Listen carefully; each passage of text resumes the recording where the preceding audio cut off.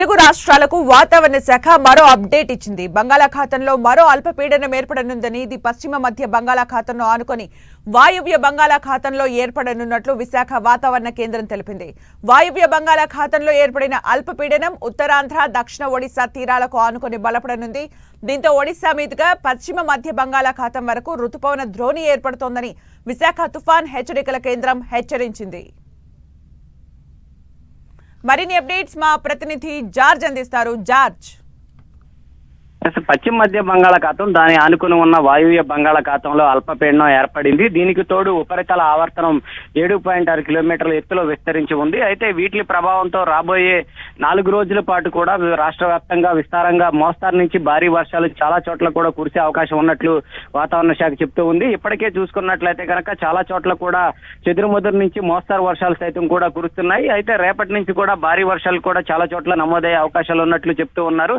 ఎందుకంటే ఈ అల్పపీడనం ఏర్పడింది కాబట్టి ఇది క్రమక్రమంగా నెమ్మదిగా ఇటు ఉత్తర కోస్తాంధ్ర వైపు వచ్చే అవకాశం ఉన్నట్లు చెప్తూ ఉన్నారు. అయితే ఇది క్రమంగా బలపడి వాయుగుండంగాను ఆ తర్వాత తీవ్ర వాయుగుండంగాను మారే అవకాశాలు ఉన్నాయని ప్రజలంతా కూడా అప్రమత్తంగా ఉండాలని చెప్తూ ఉన్నారు. ఎందుకంటే ఇప్పటికే చూసుకున్నట్లయితే కనుక చాలా చోట్ల కూడా అంటే ఇటు ఏదైతే ఏలూరు అలాగే పల్నాడు ఎన్టీఆర్ జిల్లాలకు సంబంధించి ఇప్పటికే ఆరెంజ్ అలర్ట్ అనేది జారీ చేశారు. ఈ నేపథ్యంలో ఆయా ప్రాంతాల్లో సైతం కూడా వర్షపాతాలు అనేవి ఎక్కువగానే నమోదయ్యే అవకాశం ఉంది. దీనితో పాటు ఇటు ఉత్తరాంధ్ర జిల్లాలకు సంబంధించి కూడా ఎల్లో మెసేజ్ అయితే జారీ చేయడం జరిగింది. ఈ ప్రాంతాల్లో కూడా మోస్తారు నుంచి భారీ వర్షాలు అనేవి నమోదయ్యే అవకాశం కనిపిస్తూ ఉంది. అయితే ఇప్పటికే చూసుకున్నట్లయితే కనుక ఎన్టీఆర్ జిల్లాలో చూసుకున్నట్లయితే కనుక ఇప్పటికే వరద ముంపుతో చాలా ప్రాంతాలు కూడా ముంపుకు గురయ్యాయి. అలాగే ఏలూరు జిల్లాలో సైతం కూడా అదే పరిస్థితి అయితే నెలకొని ఉంది. ఆ నేపథ్యంలోనే మరొక అల్పపీడనం ఏర్పడడం, దీని ప్రభావం చేత మరలా కూడా వర్షాలు అనేవి కురుస్తాయని చెప్పడంతో కాస్త ప్రజలంతా కూడా ఆందోళనకు గురవుతూ ఉన్నారు. అయితే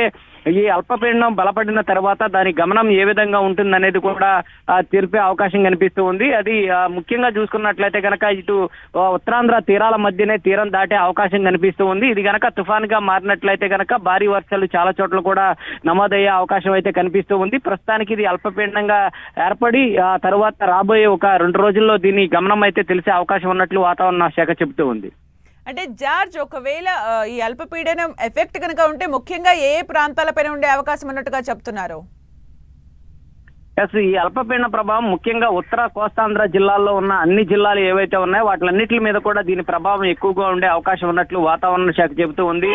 ముఖ్యంగా చూసుకున్నట్లయితే కనుక ఇటు శ్రీకాకుళం జిల్లా దగ్గర నుంచి మొదలు పెడితే అటు ప్రకాశం వరకు కూడా దీని ప్రభావం ఎక్కువగానే ఉండే అవకాశాలు ఉన్నట్లు వాతావరణ శాఖ స్పష్టం చేస్తూ ఉంది. అయితే ప్రస్తుతం చూసుకున్నట్లయితే కనుక ఈ అల్పపీడనం ప్రభావం అలాగే ఉపరితల ఆవర్తనం అలాగే రుతుపవన ద్రోణి ఈ 3 వీటి ప్రభావం చేత చాలా చోట్ల కూడా వర్షాలు నమోదవుతూ ఉన్న నేపథ్యంలో ముఖ్యంగా చూసుకున్నట్లయితే కనుక ఇటు ఏలూరు, పల్నాడు అలాగే ఎన్టీఆర్ డిస్ట్రిక్ట్స్ ఏవైతే ఉన్నాయో వీటికి ఆరెంజ్ మెసేజ్ అయితే జారీ చేశారు. అంతేకాకుండా మిగిలిన జిల్లాలు ఉన్న ప్రాంతాలు ఏవైతే ఉన్నాయో ఇటు ఉత్తరాంధ్రకు సంబంధించి అయితేనేమి కానీ ఉభయ గోదావరి జిల్లాలకు సంబంధించి వీటి జిల్లాల్లో సైతం కూడా ఎల్లో మెసేజ్ అయితే జారీ చేశారు. అయితే ఈ ప్రభావంతో తీరం వెంబడి సైతం కూడా గాలుల వేగం కూడా ఎక్కువగా ఉంటుంది కాబట్టి మత్స్యకారులు ఎవరూ కూడా వేటకు వెళ్లొద్దని చెప్తూ ఉన్నారు. అయితే 7 సెంటీమీటర్లకు పైగా వర్షపాతం అనేది నమోదయ్యే అవకాశం ఉందని స్పష్టం చేస్తున్నారు. అంటే 7 సెంటీమీటర్లు అంటే భారీ వర్షాల కిందే నమోదు చేయాలి. ఎందుకంటే ఇప్పటికే చూసుకున్నట్లయితే కనుక చాలా చోట్ల అత్యధికంగా భారీ నుంచి అతి భారీ వర్షాలు అనేవి కురిసి చాలా చోట్ల కూడా 12 నుంచి 20 సెంటీమీటర్ల వర్షపాతాలు కూడా నమోదయ్యాయి. అయితే ఇవి తగ్గుముఖం పట్టాయి అనే లోపునే మరొక అల్పపీడనం ఏర్పడడంతో మరలా కూడా భారీ వర్షాలు నమోదవుతాయని వాతావరణ శాఖ చెప్తుంటే కాస్త ఆందోళనకర పరిస్థితి అని చెప్పుకోవాలి. అంతేకాకుండా ఇప్పటికే నదుల్లో నీటి మట్టాలు అనేవి కూడా క్రమక్రమంగా పెరుగుతూ ఉన్నాయి, ఉధృతంగా ప్రవహిస్తూ ఉన్నాయి. అంటే వీటి ప్రభావం చేత కూడా అంటే ఇప్పుడు ఏర్పడిన అల్పపీడనం ప్రభావం చేత కూడా నదుల్లో సైతం కూడా ఈ నీటి మట్టాలు కూడా అమాంతంగా పెరుగుతాయి. నదీ ప్రవాహక ప్రాంత ప్రజలను అప్రమత్తం చేయాలి. అవసరమైతే తీరా లోతట్టు ప్రాంత ప్రజలను సురక్షిత ప్రాంతాలకు తరలించాలంటూ కూడా వాతావరణ శాఖ హెచ్చరికలు జారీ చేస్తుంది.